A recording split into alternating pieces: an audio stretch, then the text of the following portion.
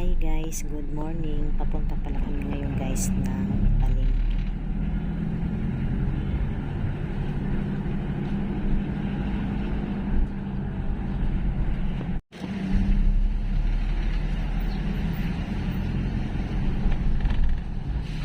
Dadaan muna pala kami guys sa lutuhan, tataya kami.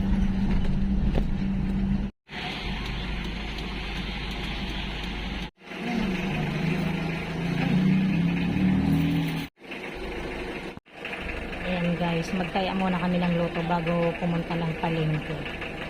Pinagla. Yan, mag-ikot-ikot muna tayo dito sa Sulit. Bibili muna kami guys ng downy.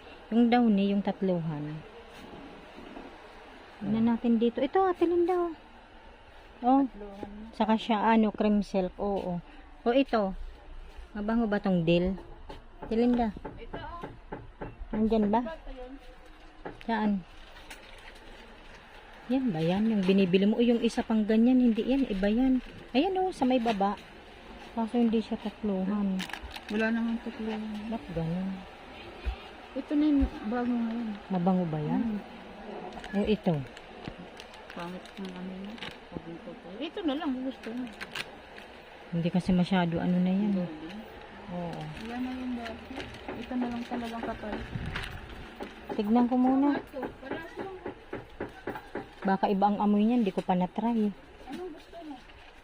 Ano to? Anong klase to? Yung to ano? Sabon. Yung parang katulad nung kay Angelica.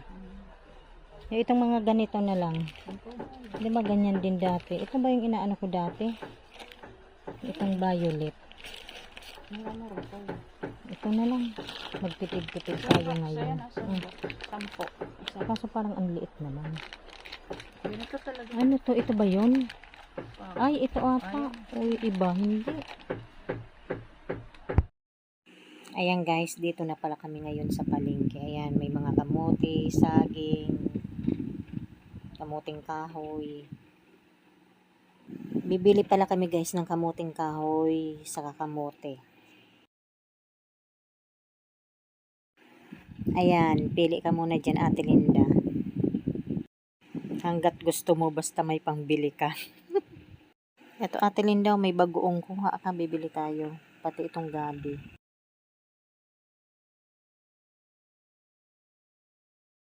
Ayan guys, bibili sa Ate Linda ng upo. Mura lang, 15 lang daw.